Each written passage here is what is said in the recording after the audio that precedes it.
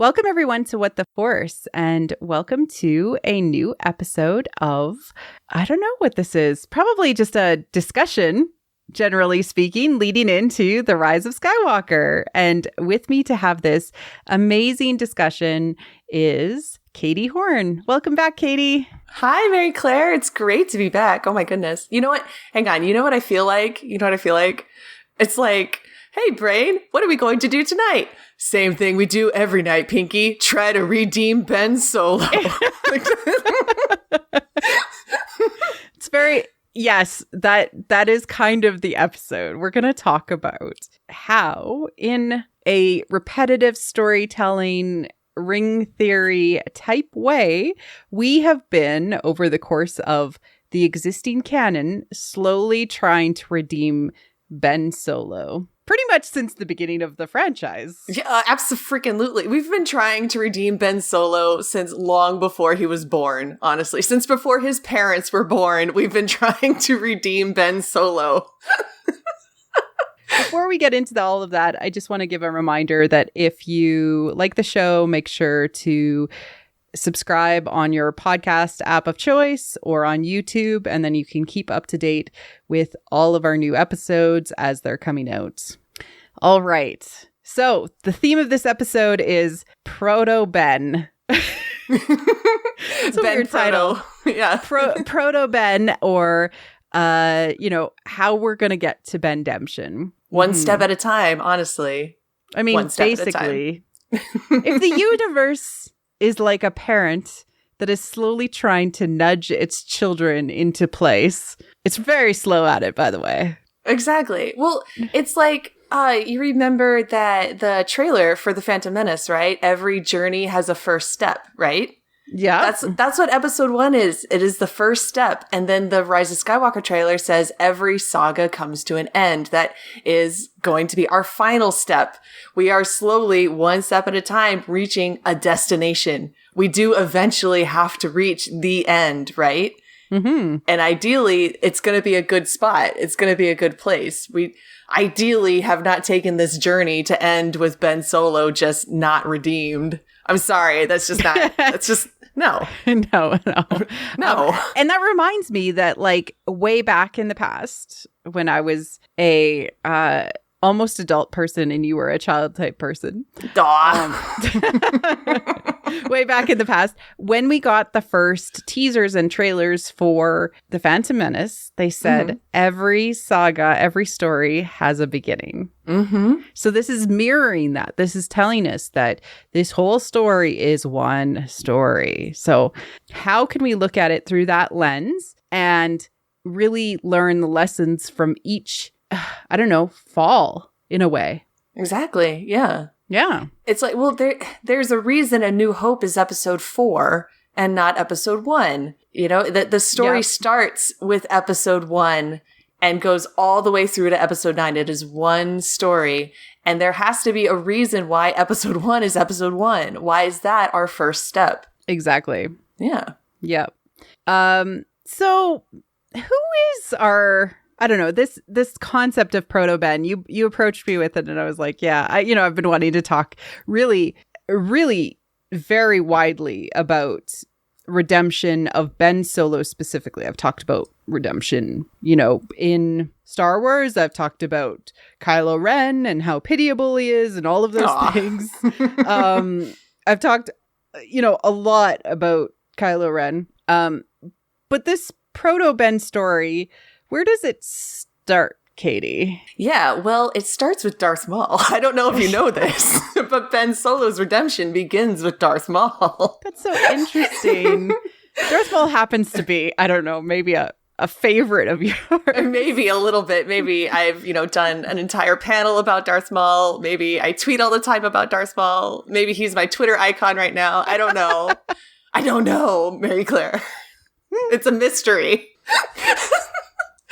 But yes, so I did. I came to you with this idea because I have a very unique, I think, perspective on Ben Solo, just because so much of his story rings familiar to me. I've been interested in Darth Maul and fascinated by Darth Maul, since he came on the scene, since 1999, just absolutely obsessed with this guy. He looked so cool. I remember, he was all over the merchandise, all over the marketing for the Phantom Menace. And I was already a big Star Wars fan when, the Phantom Menace happened. I had seen the original trilogy. And I was really, really entranced by this idea that we're going back to the beginning. We're going to where this story begins. And seeing Darth Maul's face and thinking, whoa, this is Darth Vader before there was Darth Vader. This is, Sidious's apprentice. This is our original Darth Vader in a way. And being really, really intrigued by that. And then, the movie comes out, he dies at the end, and I'm just like, oh, okay, that was a cool character. I wish I knew more about him. And then over the next 20 years, we get so much content, like so much Darth Maul content. There's so many comics, so many books, and, keeping up with him for the last 2 decades. And then this Ben Solo character comes on the scene, and so much of Ben Solo's story is identical, like word for word, identical to Darth Maul's story. And it gives me such like flashbacks, because I look at the Ben Solo fandom and it reminds me a lot of the Darth Maul fandom. Like the Ben Solo fandom is going through a lot of the same things that the Darth Maul fandom went through. Every time we would get a new Darth Maul book, like about his childhood, we lost our minds the same way the Ben Solo fandom lost its mind when there was the Uncle Wanwo. Remember? Like tiny little Ben Solo running naked through the house. Uncle Wanwo. You know what I mean? Like we did the same thing when we saw little baby Darth Maul. And so it makes me feel like every Ben Solo stan should be a Darth Maul stan. That's the rule. I don't make the rules. I just follow them. It almost makes me like, when I look at, my fellow Ben Solo stans, I'm one too. I want to like shake them and go, I'm you from the future. Well, and it also makes you realize that, and this is just something I'm, it just keeps on bearing repeating, and it is fascinating to see it come up actually in canon so many times, and we're going to go into some of those examples, but the concept that bad people are maybe not to be hated. I mean, yes, they are certainly dark and they cause pain and all of that, but they are in many ways to be pitied and shown compassion if you are able to. Well, it's a good reminder that every single bad person was once a baby. You know what I mean? Yes. They did not. They didn't start that way. Yeah. Yeah. Every single person that exists in Star Wars had once been part of the greater universe and had been born and had somebody that had named them, and whatever their path was, it led them down the dark side. And yeah, Yoda will preach to Luke about how, hate and fear and anger, these are the path of the dark side, and forever will it dominate your life. And isn't that to be pitied? Like, absolutely. You make one mistake and you slide into the darkness. It's not even like a crawl, or it's a slide.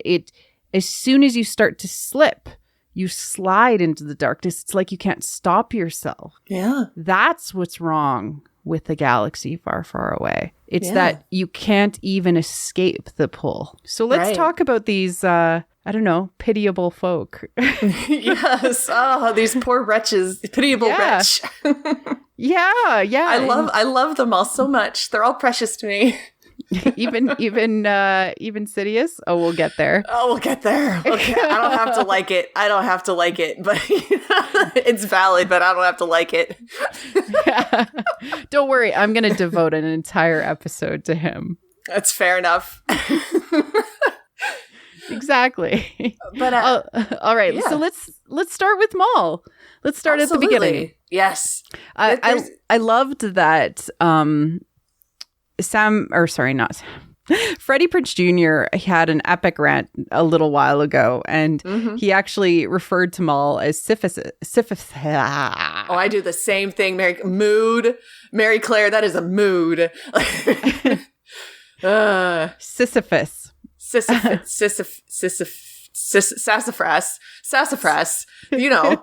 Yes. So he is the, from Greek mythology, the king that was, too, I don't know, prideful in some ways and ended up being punished by constantly having to roll a rock up a hill.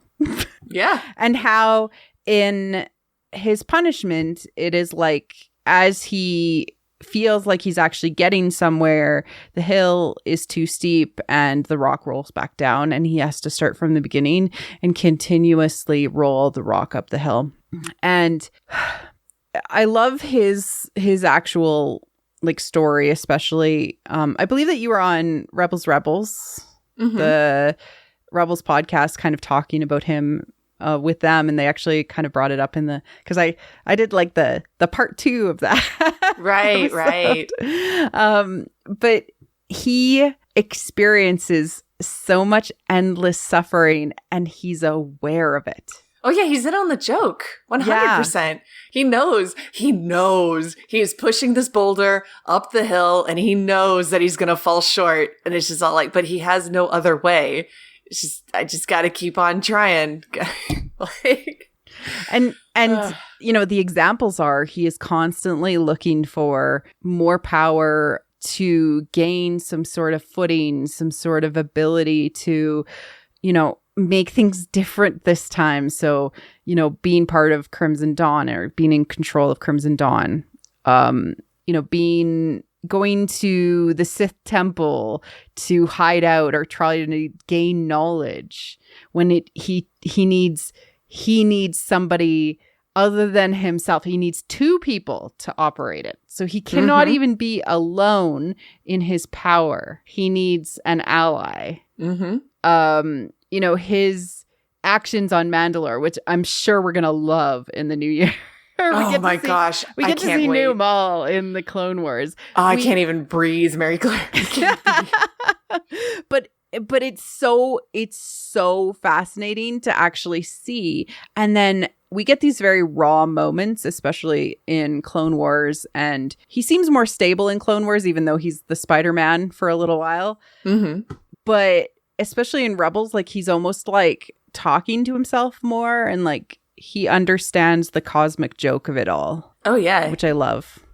Yeah. Well, that's Maul's, tragedy, is that he can get knocked down so low. He gets knocked down to the bottom of the hill, right?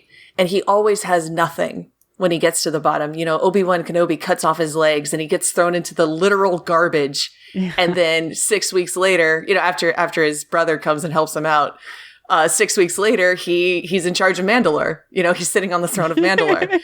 And then, Sidious comes and lays waste. And again, he has nothing. And then 6 weeks later, he's the head of Crimson Dawn. That's just that. Maul with a pointy stick is more dangerous than any other character with an army. He always, that's always his tragedy, is to get knocked down, have everything taken from him, and build it all back up again, just to get knocked down. It really is Sassafrasian. That's his Sisyphus. Yes. Yep. No, it is. And what is fascinating is that he is looking for the things that the light side offers, which is, he is looking for companionship, and he is looking for purpose. 100%. Yeah. But he is stuck in this maze of darkness that he cannot escape. Yeah, exactly. And his old ways of doing things. Yeah. He is he really is our patient zero of this, of Sidious's, dark side apprentices, and Sidious's, gosh, how do I want to say it? He perpetuates this wound, across the saga. He just keeps hurting people, and that pain just keeps getting passed on from generation to generation, from master to apprentice. That pain just keeps rippling out. And Darth Maul, thinks that the way to end this pain is to kill the person responsible. All he wants is to kill Sidious, and then the pain will be over, right? Mm-hmm. He wants to kill Sidious, that his desire. And that's why it kills me when people think that the most important person on Maul's to-do list is Obi-Wan Kenobi. You know what I mean? It's just like, yeah, what does Maul want more than anything? To kill Obi-Wan. No, you're incorrect. Do not pass go. Do not collect $200. Go think about what you've done. No, Maul's goal, the reason he keeps climbing up that hill is because he wants to kill Sidious. But is that going to end the pain? Is that going to end the suffering? Is that going to heal this wound? No. But Darth Maul knows no other way, so he just keeps trying. He keeps going. Yeah, and this this really will trace to the only way that the galaxy can heal is through some sort of resolution with Sheev Palpatine. Mm-hmm. And that, like, from a Joseph Campbell perspective, the only thing that can heal the wound in the galaxy, the wound in this line of broken people that we're about to dig into even more, is the weapon that delivered the original wound. Yep. Yeah. And the weapon that delivered the original wound is Sheev Palpatine. Mm-hmm. And Joseph Campbell says that the only way that you can solve that problem is by love. Exactly. Yeah. So, on that conscious level, Maul thinks that the way to solve this problem is to kill his tormentor, right? Yep. Is to kill Sidious. But on a subconscious level, what he's looking for is what you just said, love, acceptance. He's looking for that light side need, and he doesn't understand why. But he does know that he has a driving need to find another person. Always two there are, right? Mm-hmm. He keeps looking. Yeah. He looks for his brother. Yeah, right? His brother finds twin him. Brother. His literal twin brother. Marie-Claire. Yep. His literal twin brother. I'm going to cry. That's Savage Opress? Savage Opress is his actual twin. Star Wars has a thing for twins, I'm just going to say. And I have to bring up in the sadly no longer canon novel, The Wrath of Darth Maul, which, details his childhood and his training under Sidious. Mm-hmm. And his backstory. It's no longer canon, but I think we can still look to it for hints because this novel was written at the same time that we were getting Maul in the Clone Wars. So around the time that we were meeting Savage Opress and meeting the Night Sisters, Mother Tals, and all that stuff. And it was specifically written in tandem with the people writing those episodes. So the Clone Wars is still canon. This novel is not canon, but it's interlaced. You know what I mean? Mm-hmm. The stories were interlaced with each other at their inception. So I think we can still look at this novel for hints about Darth Maul's character and about the overall story being told. And in this book, when Maul was a child, he would look out his window of his cell because Sidious raised him on what's it called? I'm so sorry. Mustafar? People are screaming. Mustafar. Thank you. He was raised on Mustafar in captivity, like literal captivity, like an animal. And he would look out his window and he would see his own reflection. And he would pretend that reflection was a boy that looked just like him, but who was free and could do whatever he wanted. Mm-hmm. And then when Darth Maul grows up, meets Savage Opress, he has this fleeting instinct of, that's the boy in the window.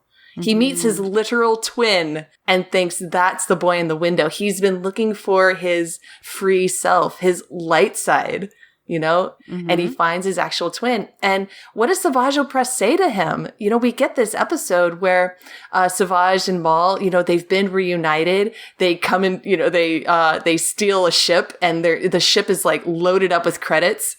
And Savage looks at this bounty and he turns and he says, brother, let's share our wealth. Let's share our power. Yeah. And Maul pushes him down and says, no, that's not how this works. I am the master and you are the apprentice. That's not how this works. His light side half reached out to him for balance and for companionship, equal, let's be equals here, brother. Mm-hmm. And Maul said no. He didn't know any other way. incredibly fascinating that these dark side users like reach out for companionship, but then have no skills to handle it.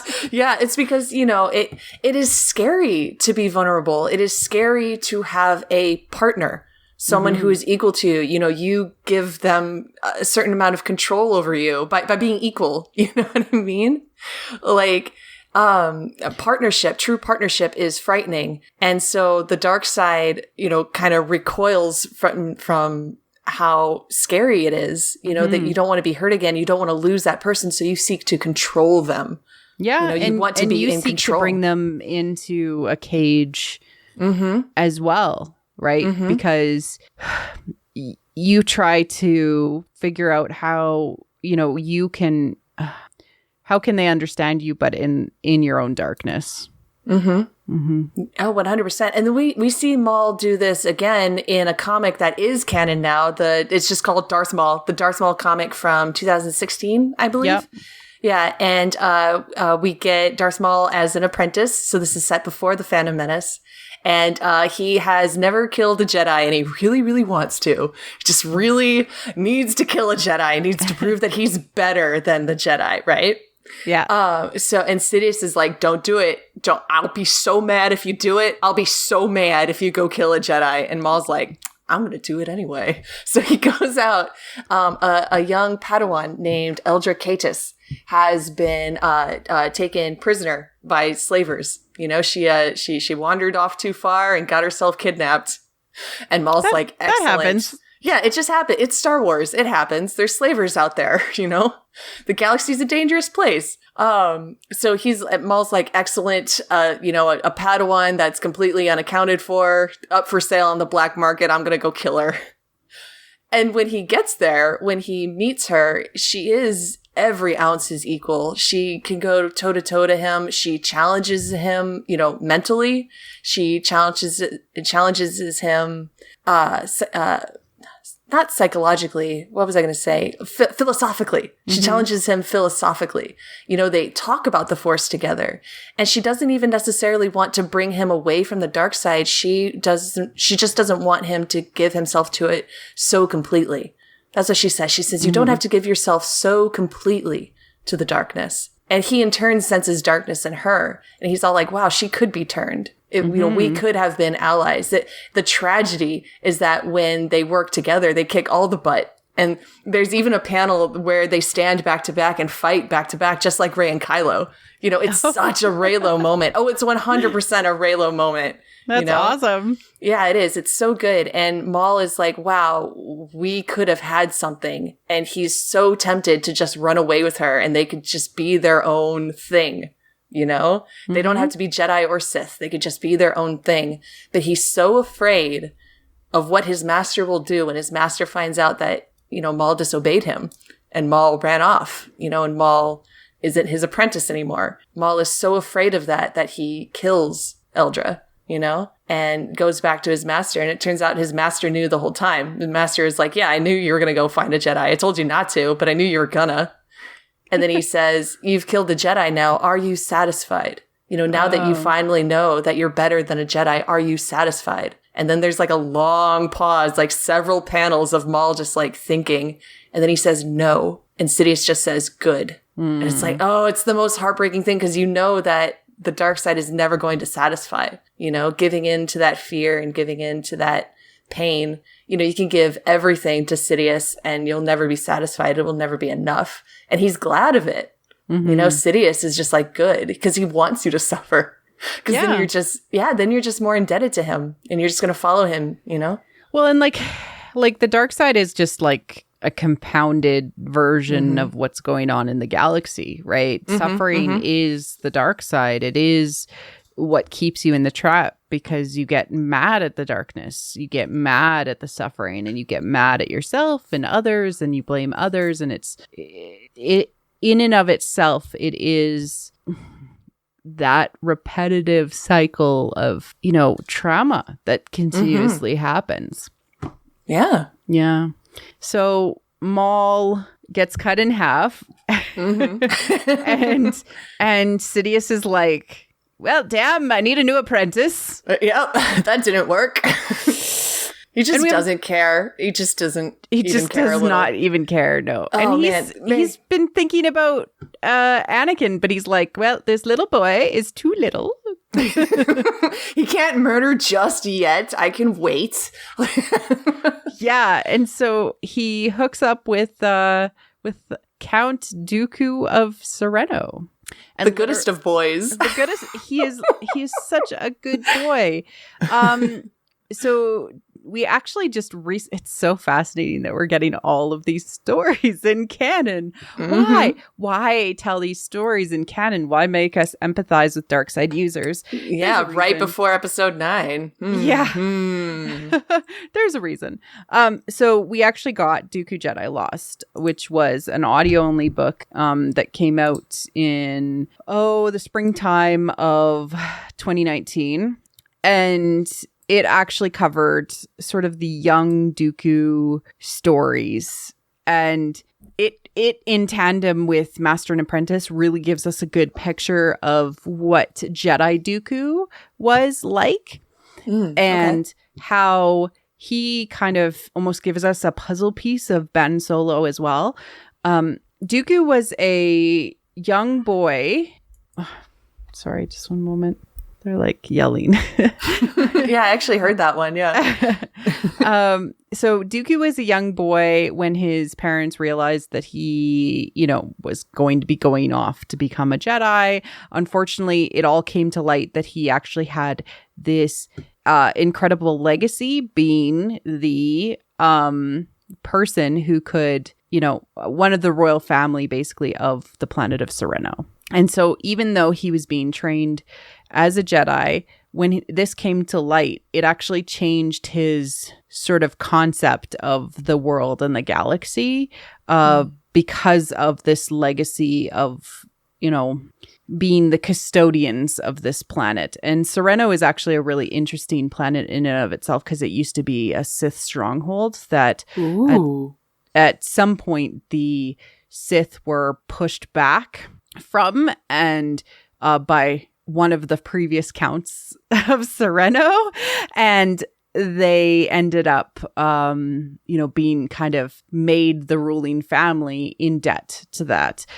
but part of the legacy of the planet itself is that it holds within it a world dragon that is tied to the life of the planet. And that world dragon was actually a Sith war beast at some point. Ooh. There's so much cool stuff in that. In it. You can actually read the audio play now because it's out on a book. Oh, cool. So yeah, if you haven't picked it up, it's like one of the best stories. So there's a lot of little things like his connection with his sister, which he develops when he takes a chance school trip to Sereno with the Jedi, and he realizes that his sister and him actually have this connection, and so they secretly communicate over the course of his length of school and growing up, and even as an adult. And how it's done in the audio drama is actually Ventress, who is this new apprentice, is actually rewatching all of these tapes, trying to find out where Jenza, his sister, is. And it parallels Anakin in that he has this secret relationship with somebody that he cares about quite deeply, and it's kept secret from the Jedi themselves. And it also parallels Ben, because it's kind of like this interstellar transmission, this across the stars, but like via holo that they send each other. And he has this secret companion that nobody knows about. Oh. Yeah. And that's really sweet. Yeah. Yeah. Unfortunately, because he feels like there's so much wrong in the galaxy that he can't control, that he can't make work the way that he needs it to work. He ends up returning to his home planet and is almost like pulled into the darkness in a sense that he needs to control more and more and more and actually make things work. It's very we'll make things the way we want them. Exactly. Yeah. Yes. Yeah. And like that's the trap. Like you can't control everything, Mm-hmm. and just like Maul, he's looking for purpose. Mm-hmm. You know, he's looking for a way to make things work the way they should. You know, people should be made to sit down and actually work together. Yeah. The problem is people don't, that's exactly what we do. The problem is people don't always agree. Well, then they should be made to. Yeah, exactly. Well, who's going to make them? You? Sounds an awful. Sorry. Yeah, I can't speak enough about this book. It makes you empathize with Dooku, especially. Even though you get two sides of him, you get the perspective of Ventress, who views him like this horrible monster who is basically forcing her to suffer to become a dark side user and become this, like, it's hard. Yeah, but you also see him as a child who still had innocence and still had, you know, even though he had this darkness inside of him, he didn't know how to deal with it, you know? And he actually uses his lightning to save Qui-Gon at one point when he's a master. It's so good. But later on, and this is actually from the Revenge of the Sith novelization, he keeps on trying to figure out a way to, and this actually happens in Attack of the Clones too. He tries to offer Obi-Wan the chance to have him join him, and he's very honest with Obi-Wan. He's like, look, a Sith Lord is in charge of the Senate, Obi-Wan. Right. He tells him that. He's like, the guy you're after, he's a bad guy. If you join me, right? Sounds familiar. If you join me, we could take him out. You and I? You know, I'm like your grandpappy from a Jedi perspective. You can trust me. And up until the Revenge of the Sith novelization, we get this internal like monologue from him about how he's trying to figure out how he can he knows the plan. The plan is to have this very powerful Anakin become this, like, you know, almost commander of a Sith army for him. You know, that's the plan. That's Sidious's plan. Okay. But you know, maybe Sidious would let him keep Obi-Wan instead of Anakin. Obi-Wan's really good. So he almost like tries to like half convince himself to like even try to convince Sidious that Anakin is not the guy. Obi-Wan should be the guy, which is so interesting because it's like this call. It's this call to companionship. It's this call to purpose. And these dark side users just have no way to figure out how to get out of the darkness. They have a sense of it. They have a guiding light. They have that hope. They have that idea that they no longer need to be alone and that it will make sense, you know, but they can't figure their way out. Yeah, well, something always holds them back from that true companionship. Something always holds them back from, you know, obtaining the last step, you know? Goodness gracious. They know what they want, you know, even if they can't articulate it, they can feel what they want, what is going to make this right. And what I think they're all searching for is, you know, honestly, it's like the 5 stages of grief. They're looking for acceptance. You know, something horrible has happened, you know, either to themselves or to the galaxy. Something horrible has happened and they just, how do I deal with it? How do I accept it? How do I make it right? And something always holds them back from that final step, you know? And for Maul, it was fear. You know, it was fear of his master. You know, what is my master going to do to me? You know, that fear held him back from being able to take those steps, you know? Mm-hmm. Yeah. And for Anakin, honestly, for the same stuff, you know, fear of losing Padme, anger at the Jedi, you know, the profound anger at the world. And also I should just be able to. Too. And at himself, couldn't forgive himself.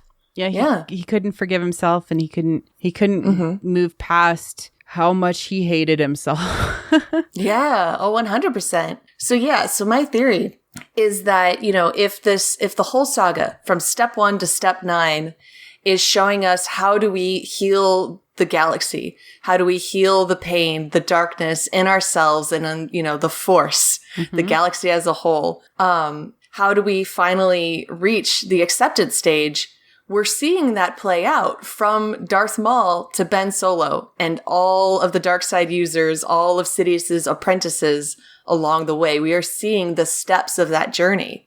And here's the thing, every single one of those steps is valid. Maul's way of expressing his grief, his anger, all the pain. You know what I mean? He was a child. He didn't deserve to be ripped away from his family and raised like a monster, and just taught all those horrible things and literally tortured, He didn't deserve all of that. And the way he expresses his anger about everything that happened, it's all valid. Should he hurt other people? Absolutely not. But he is, dealing with it and trying to reach the acceptance stage. You know what I mean? Kind of the point isn't that, something horrible happens and you immediately hit acceptance. It's a journey and you have to work through all of these stages. But ideally you do get to the acceptance stage, and if we start with Darth Maul and we see like how he isn't able to get there, what does he do wrong? And then we move on to the next one. How does he deal with the horrible things that have happened? If Anakin's the next step, the next apprentice for Sidious, how does he mess it up? And, he doesn't quite get to the acceptance stage, we can see all the wrong ways to do it. I'm pretty sure Ben Solo is going to show us the right way to do it. He's going to be the final step in that journey to finally healing the dark side wound. Yeah. Yeah, no, I agree. And I think that each little step shows us that. I totally agree with that. And it's almost showing us like not only just like how each of these, I often joke about how like Star Wars kind of shows us the same story, but with different outcomes. Like, yeah, because of their choices, multiple different ways. And it's almost like the universe is trying to run through different scenarios to see like, okay, so if I put these two idiots together and like put it together in this situation, how does that work? And what does that show me as the universe or kids watching the show? What does that show a kid watching the show or reading a book or reading a comic? What does that show that character's story is different? Because I mean, that's the point. Star Wars might be just a set of comics for one kid, or just the Clone Wars cartoon, or just Rebels, or just the movies. How can they take something home with them? Maybe they see it more than once and they see these different scenarios and they're like, why didn't it work for Maul, but it worked for Vader? It allows them to kind of ask, what is the difference between these stories? And I think that that's the point is, why didn't it work for Maul? Why didn't it work for Dooku? Why did it work for Vader, but he still died? Why is it going to work for Ben? Yeah. No, it's 100%. I completely agree. Especially when you read that Darth Maul comic and you see Maul and Eldricatus and they are identical to Rey and Ben Solo. Just identical. And you can really feel that Maul wants to go with her and he they almost like have that join me, please. They have that exact same tension. And that Maul is so close, like he could have it. All he has to do is shed his fear and reach out and take it. But he doesn't, he chooses not to. He gives into the fear, and when you can see that direct parallel between Maul getting it wrong and then Ben Solo, ideally, hopefully getting it right with Rey. You see, yeah, exactly. The kids can see like, whoa, that's why it didn't work for Maul. And that's why it does work for Ben. Yeah. Yeah, exactly. And there's more. There's more to say. And like leading from Dooku, we talk about his apprentice next, which is Ventress, who is actually covered again in the Dooku Jedi Lost story, and we actually get a little bit about her background, including her former master Kai, who is a semi-character in the story, which is awesome. We get a little bit about her background and kind of how she's almost on the edge of falling into the darkness and actually like taking up the mantle and being like, okay, I don't care about anything. And we compare her to the Ventress that we get in the Clone Wars, kind of next, who's very confident, but is almost always trying to flirt with Obi-Wan Kenobi. Yes. Right? Like, yes, get it. She's even trying to like find that, find that connection with another person. And then we get this amazing novelization, our novel called Dark Disciple, which was written actually from some Clone Wars episodes that were in some scripts that were going to be turned into Clone Wars episodes before the acquisition. So these were kind of in mind, and kind of fascinating stuff. The scripts were originally written by Katie Lucas, and that is George Lucas's daughter. And then the novel was turned into a novel from by Christy Golden. And this novel has turned more men into Reylos than I can count. Oh my God. That's incredible. No, because it is literally the story of a dark side user who is like on the path to redemption, like kind of gray, right?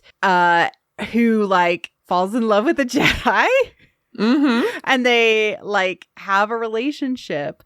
That Jedi ends up being kind of taken away from the situation and falls to the dark side. And then they end up kind of, having an end story together. Nobody likes the ending of this book because she dies. Yeah, not great. It's not great. But what's really interesting is that she dies in the arms of her love. Aww. In that pieta position, that compassion position. And it always makes me think of like there's this Death Cab for Cutie song. It's called I Will Follow You Into the Dark. Oh, that song. My heart. Yeah. And like it opens up and it's like, love of mine, someday you will die. I'll be close behind. I'll follow you into the dark. No blinding lights or tunnels to gates of white. Just our hands clasped so tight, waiting for the hint of a spark. And to me, like that is the ultimate love that you can give somebody else, is like that compassion in the moment of their most vulnerable and holding them as they pass into something else. And oh gosh, yeah. It is one of the hardest things, because like sometimes like the 5 stages of grief are also tied to sort of acceptance of our mortality. Yeah. And the idea that you're willing to hold somebody as they're dying is the ultimate confrontation with your own mortality, and that you are accepting that one day you will also die. And Ventress in the end ends up being held by Quinlan as she dies. But we see this theme of people dying with compassion who never made the right choices.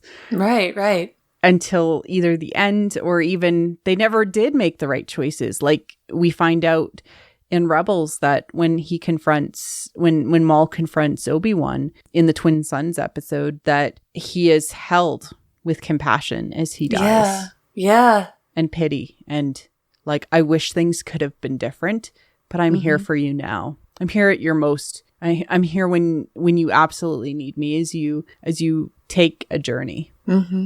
Oh gosh, yeah. He holds him.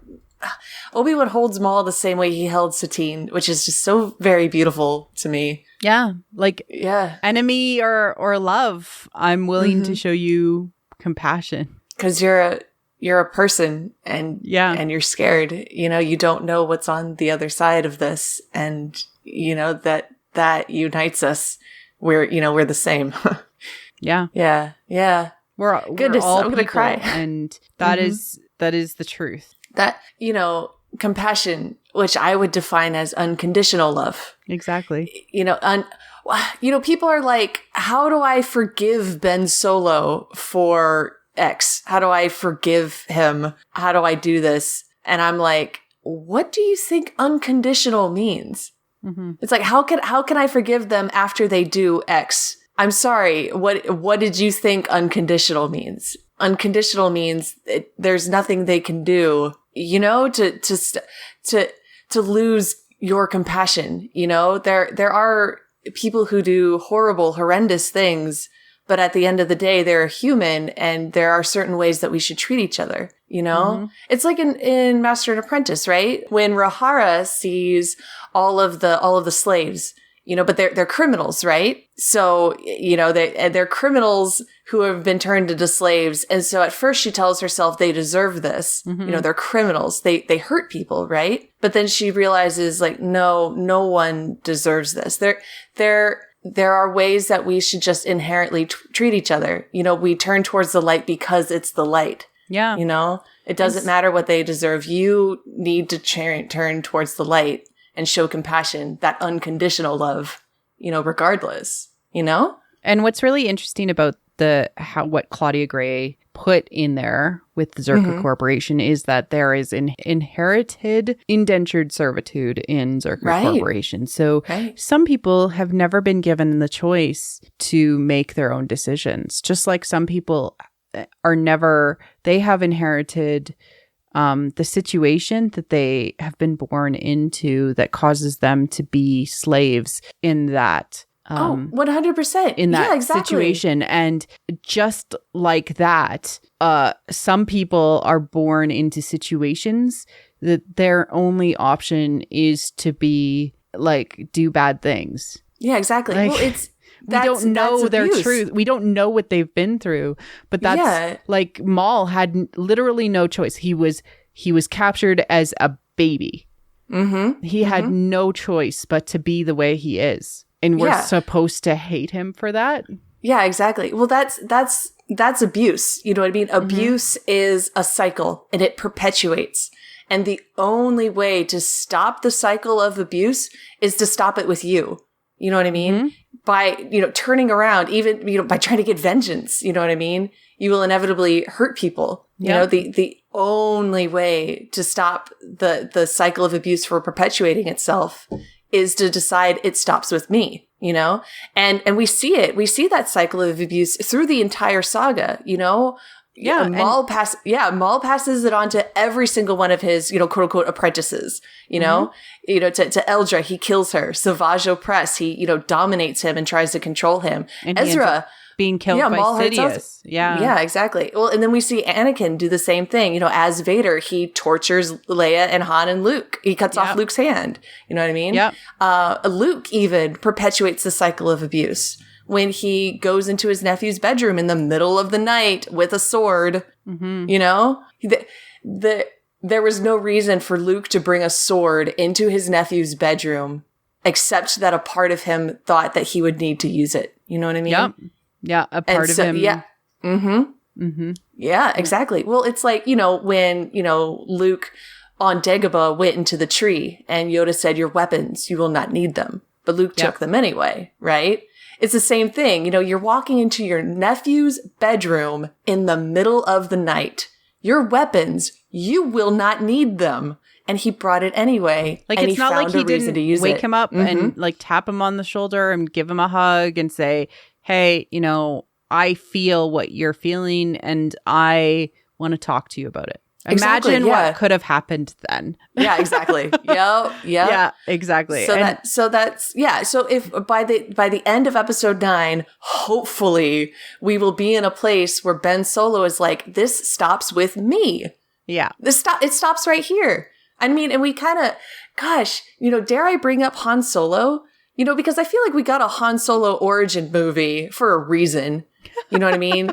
Like, and he talked about his old man, and we can guess that his old man wasn't great, you know, especially when we look at like the supplementary material, like, what was that? It was about Kira and Han. Most Wanted. Yeah. That was great. I loved that. I mean, he's been kind of on the streets living with the white worms for a really long time. Yeah, exactly. Yeah. Well, then when he and Kira talk about their past, you know, and, you know, Han opens up a little bit about his father, but not much. And then Kira just says to him, Han, it's okay to have things that you don't want to talk about. And I thought that was so wonderful. you know? And it is really good that she told him that it's okay to have things that he doesn't want to talk about. But at the same time, I'm like, maybe people should have talked about these things with Ben Solo. You know what I mean? Yeah. If he didn't want to talk about it with his high school girlfriend, that's fine. But maybe he should have talked about it with his son. And maybe, you know, and Leia too. Yeah, maybe it's like, she should, look, we both came from kind of weird, screwed up, like mental backgrounds.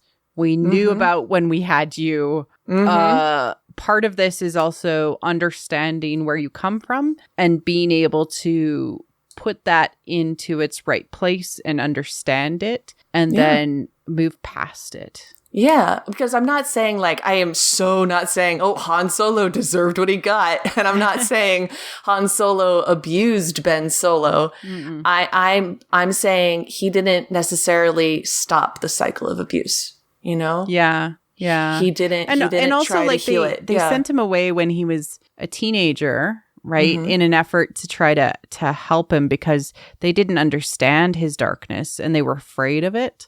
And so it was almost like trying to prevent it. It's almost as bad as walking into your nephew's hut with a sword. It's like you were afraid of what you would find, so you walked in there with the worst intentions. Exactly. Yeah, exactly. Yeah. And I do want to point out that throughout the saga, and a lot of people call this out, like, why is Sidious back? Why is Sheev Palpatine back? Okay. Because we still have to heal that wound. Yeah, you do. Yeah, you do. We still have to heal the wound that was caused so long ago. And the person that caused the wound has to heal it.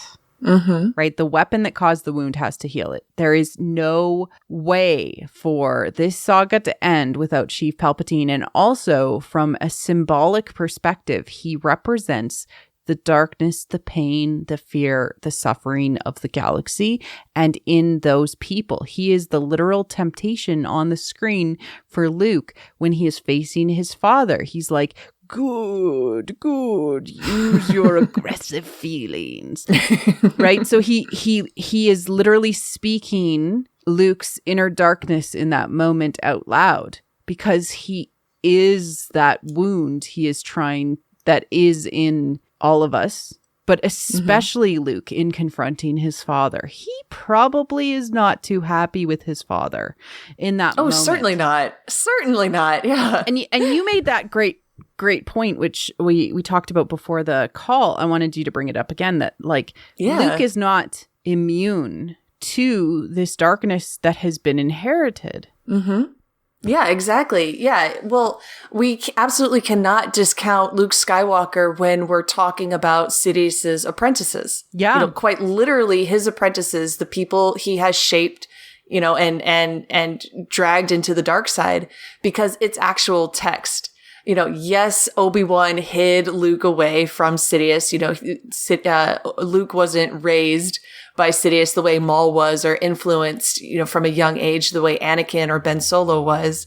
But Luke is absolutely one of Sidious's apprentices. And we know this because when Luke goes to Vader and says, "Come with me, let's leave," Vader says, "No, pass, let's go see the Emperor. Quote, he is your master now." Yeah. He says that in Return of the Jedi. So we can absolutely count Luke as one of Sidious's apprentices, because he does. He influences Luke, you know, like the Phantom Menace, you know, from the shadows without being seen. Absolutely. And again, so symbolically, Sidious is this fear, right? Is this fear and is this darkness and is this suffering. What do you think caused Yoda and Obi-Wan to hide Luke and Leia? Fear. Entirely. Entirely. So by not giving them the truth, you know, when they were ready to hear it, by not explaining to them the truth, they put them at more risk. And that we see play out with Ben Solo's story, I think, especially. But Obi-Wan and Yoda want Luke to kill Vader. Yeah. Because they are afraid. They are afraid, and they are affected by the dark side too. Like that's, you can never avoid the dark side. You can be the most holy of Jedi. You can be Yoda and not even understand your own darkness. Yeah, exactly. And like, that's the point, is that you need to, the only way to escape the darkness is to love. So like you said, Luke has also inherited the, Darth Sidious apprentice title, TM. and he is also affected by this. And we know that a shadowy figure has been influencing Ben Solo his whole life. From the womb. From the womb. Right. I'm sorry, that's so creepy and invasive. Pass. I mean, I don't want that. And Leia's sure it's Snoke, right? Leia's sure it's Snoke. It could be Sidious. We don't know yet. It's probably Sidious. Let's be real. Right. And we know Snoke and Palpatine have some interesting symbolic connections. I covered this in the Dark Union episode specifically, but just as a quick recap, in the scenes in The Last Jedi when Snoke is basically torturing Rey, we hear Palpatine's theme, and in the same shot, we see the Imperial cog underneath Snoke's chair, lighting him up from underneath. So in that moment, when Snoke is torturing Rey, Sidious is in the room. Ooh, sorry, that's creepy. It is so super creepy. It's so creepy. So we know, like, symbolically, the Phantom Menace is still around in The Last Jedi. Yeah. Also, inside of Rey's vision, we hear Sheev Palpatine say, only through me can you gain a power beyond your imagining. It's basically that line that he says to Anakin at the beginning of the, slip into the darkness, right? Yeah. So Sheev's there. He is the fear. He is the darkness. He is this gaping wound in the Skywalker line and in kind of everybody, right? He is this thing. This in the Revenge of the Sith novelization, he is described as a black hole in the Force. So he pulls everything towards him symbolically, right? Yeah. And so we know Luke is also affected by this in seeing the darkness in Ben Solo, which exists. And instead of owning that and understanding that and trying to, put it in its right place, he again brings the sword into the cabin.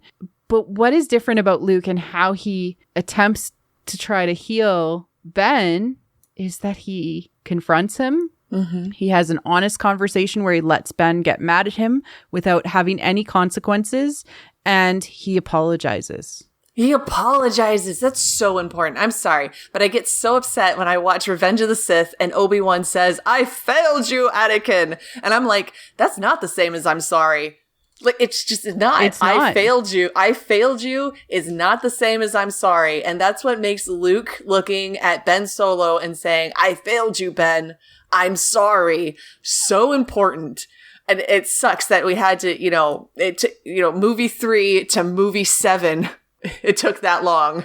And so just briefly back to like the especially the PETA position, it is used again with the death of Vader, right? And Luke saw that compassion and had that compassion for him and wouldn't kill his father, and so suffered for it. And then in turn, that gave Vader compassion for him. Right. Luke gave compassion, and so compassion came back, and it allowed Vader and Anakin to come back. And then when Anakin was dying and he took the mask off and he wanted to look at him with his own eyes, as he was dying, Luke was holding him kind of in that, cradle position that is so associated with Michelangelo's Pieta. Yeah. Well, I was thinking, goodness. Okay, I'm going to have to back up a little bit. So we're talking about the stages of grief, right? Yeah. Okay. And so specifically, we're talking about, we're going from, we're trying to get to acceptance. And the stages of grief are denial, anger, bargaining, depression, and then acceptance. You know? So if episode 1 is the beginning and episode 9 is finally getting to acceptance, we can look at the whole saga and see how Sidious's apprentices have mapped out this journey. So Maul is actually like denial and anger. And I say Maul is denial is because there's so many like extra books and comics and stuff where Maul is like, I'm glad this is happening to me, actually. I'm so glad I was chosen by Sidious to be so much more important and stronger than everybody else. Like, you know, he's like, I'm so glad that this is happening.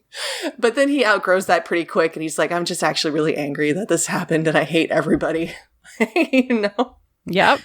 And then we get to Anakin, who, you know, is also very, very angry, just so angry at everything, but he isn't as angry at everybody as much as he's angry at himself, you know, it's just full of anger. And then he's also like bargaining because he's like, man, I'll just make things the way I want them. You know, I'll just, you know, just keep at it, just keep killing younglings, and eventually things will get to be the way I want them, right? Just kill all the Jedi, and eventually there will be order. And yeah, exactly. Yeah. And he keeps like making that offer. He's like, come on, Padme, come with me, and we'll make things the way we want them. And then, come on, Luke, we'll overthrow the Emperor and rule the galaxy as father and son. And I'm just all like, we're not there yet, okay? And then we're circling back to Luke. And how come Luke isn't the acceptance stage? You know, how come we're not there yet? In short, why do we need episodes 7, 8, and 9? You know what I mean? How come 6 isn't the last step? What is Luke missing? Why isn't he acceptance? And I think it's because when Anakin dies, yes, Anakin is redeemed. Yes, Anakin, you know, Luke has compassion for him, and then Vader is able to become Anakin Skywalker again, you know, has compassion for his son, is able to save his son. I always kind of forget, and I don't remember this until I actually watch Return of the Jedi again. I forget that Luke kind of thought he and his father were going to die together. They were either going to live together or they were going to die together. You know, that was his plan when, you know, the rebels, they're going to blow up. Right. He didn't think he would be able to leave the Death Star. He was leaving on a suicide mission, basically. Exactly. He's like, I'm going to offer this to my father. I'm going to say, let's leave together, or he'll take me up to the Death Star and my friends will blow it up, you know, and we'll die together. You know, he didn't think that he didn't imagine that his father would die for him, you know, and that he would get to leave the Death Star. He was just trying to delay what was going to happen, I think. Exactly. He didn't really have a good plan going in other than like, let's leave. Let's leave, Dad. Let's go. Yeah. Let's go. Come on. It'll be great. We'll hold hands and sing after. Like, you know, like, and when he gets there, you know what I mean? He is goaded into fighting his father. You know, he gives into his anger and strikes his father down, and his father ultimately dies for it, because we know that, you know, if Luke had stuck to his guns, if he hadn't been goaded into that fight, the Emperor would have attempted to kill him, and Anakin wouldn't have let that happen. You know, we know this. Luke knows this, right? That his father wouldn't have let him die, you know? So the only reason Vader dies is because Luke struck against him. And I think that created a tremendous sense of guilt in Luke. You know, when he watches his father die, how the score plays, you know, the Imperial theme gets all quiet. It's a very sad scene. And then Luke just looks absolutely miserable when he's burning his father, you know? Yeah. When he's, you know, burning his remains. Like, yes, he gets to see his father's Force ghost, but I think there was always going to be that part of Luke that was like, I could have saved him. We could have left together.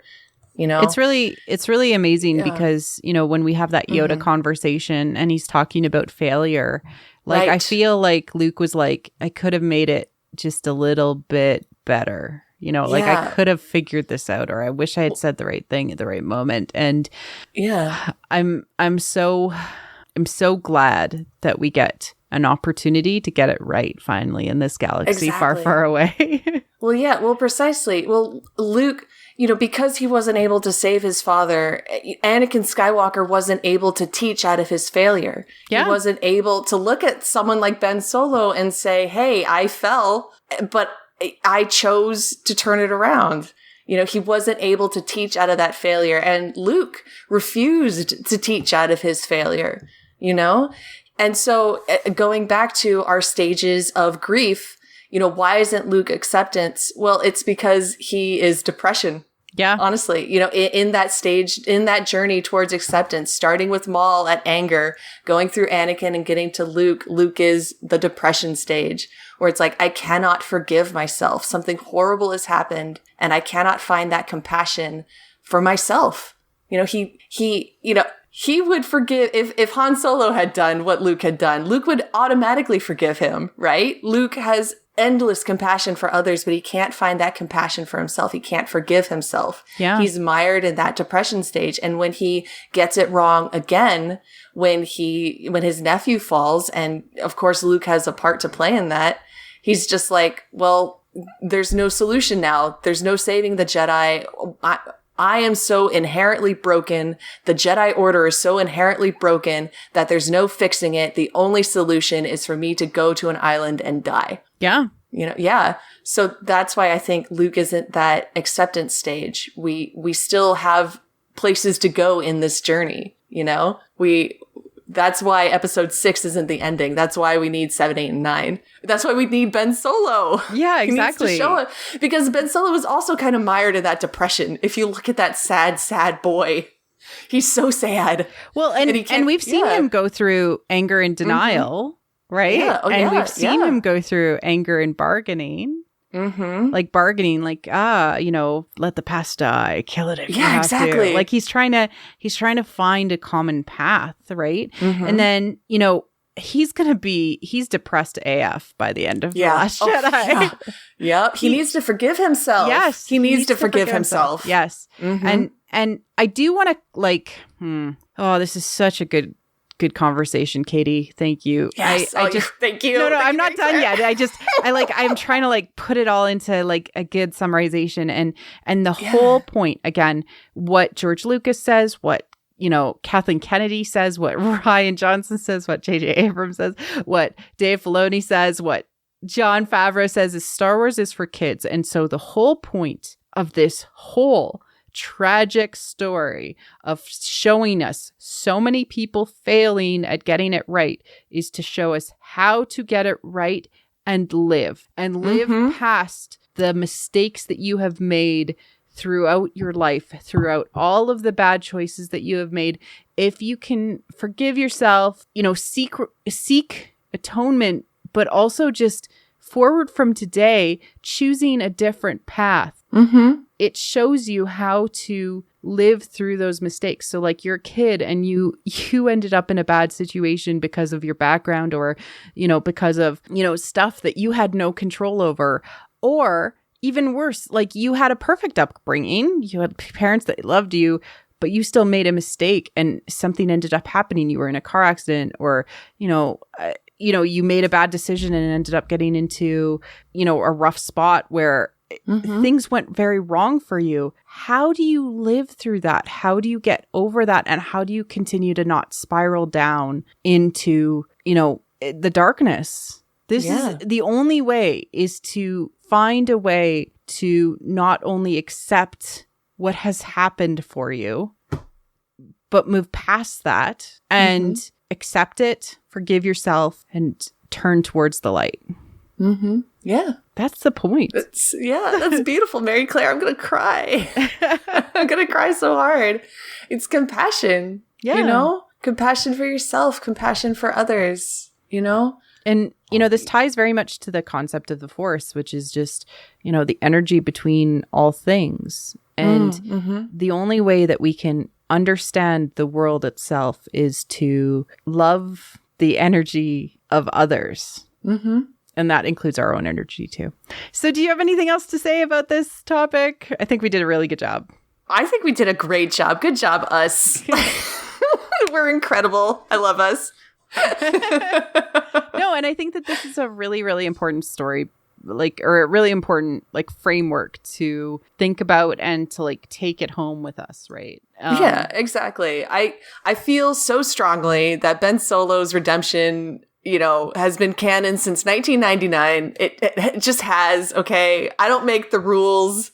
Ben Solo's gonna live, and Ben Solo's gonna have a great life with Rey and all their babies. There, I said it. Good night. And I'm going to say that the only way that we can have a true healing of the wound is that there needs to be some sort of compassion shown towards Sheev Palpatine, the ending of the cycle, the understanding of what has happened and him, and potentially him showing regret, understanding that, and helping to heal the galaxy itself. I hope so. I mean, I hope. I mean, you can't kill him. Yep, yeah. No, you can't kill him. So you just gotta forgive him. See, for me, there's a difference between forgiving him and Sheev-demption, if that makes sense. I don't think he can make good choices, but we can forgive him anyway and show him compassion anyway. You know what I mean? Because it's easy to forgive Anakin when he turns it all around and saves his son, right? Mm-hmm. But Palpatine, I think for me, kind of the point is that he will never make a good decision and he'll always be selfish, but you turn towards the light anyway and you show him compassion anyway. That's just me. I understand where you're coming from, though, and that's totally valid. I think that he was a baby once too, Katie. No, that's fair. Absolutely. He was a baby once. Yeah. I get that. And we can't kill him, but we show him compassion. You know what I mean? The only way to defeat him is to show him compassion. Yes. And I actually have an episode that's going to come out after this one that's actually going to dig into that a lot. And I'm excited. I can't wait. I can't wait. Maybe it'll frame it differently. Maybe it won't. But certainly the only solution is to remember that Sheev is also part of us. Exactly. He's part of the Force, and the Force is in all of us. Yes. Yeah. No different. Only different in your mind, right? Only different in your mind. Exactly. Oh, Katie. So if people are looking for you online, where can they find you? Yeah, you guys can find me on Twitter at PoHotDameron. It's a good time. I'll be screaming about Darth Maul until the end of time, honestly. That's okay. It's good. And we're getting more next year, and you have to come back on to talk about it. Oh my gosh, I'm so excited. Yeah, I will come on in a heartbeat and scream at you about the Siege of Mandalore and why Darth Maul is baby. Him baby. Baby. Maul is baby. Ooh woo. Maul is baby. Ooh woo. Ooh woo. No, I think it would be really, really good to dig into, hey, what was his full Clone Wars journey? Yes. I'm so here for it. Yeah. Please. I'm begging. Definitely. Yes. Okay. So, and you're also on a podcast?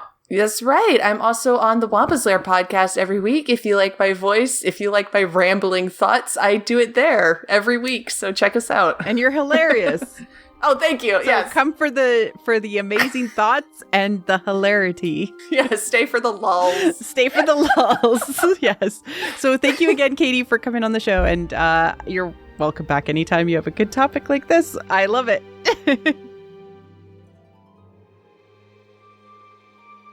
Thank you for listening to What the Force. I'm Marie-Claire Gould, your host. Our music is the What the Force theme, orchestral music by Christy Carew for What the Force. We have a Patreon at patreon.com/whattheforce. We'd like to thank all our patrons, especially those who love What the Force. And for those patrons obsessed with What the Force, Melody, Night Huntress in Wild Space, Susan, Jessica, Cassandra Corvid, Brad, Black Eyed Lily, and Anna Perez. Make sure you like and subscribe on YouTube or leave a 5-star review on iTunes or other pod apps.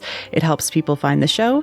You can connect with us on Twitter at WT Force Show, at What the Force Podcast on Facebook, or on our website at whattheforce.ca. Feel free to reach out to us and start a conversation. Cheers.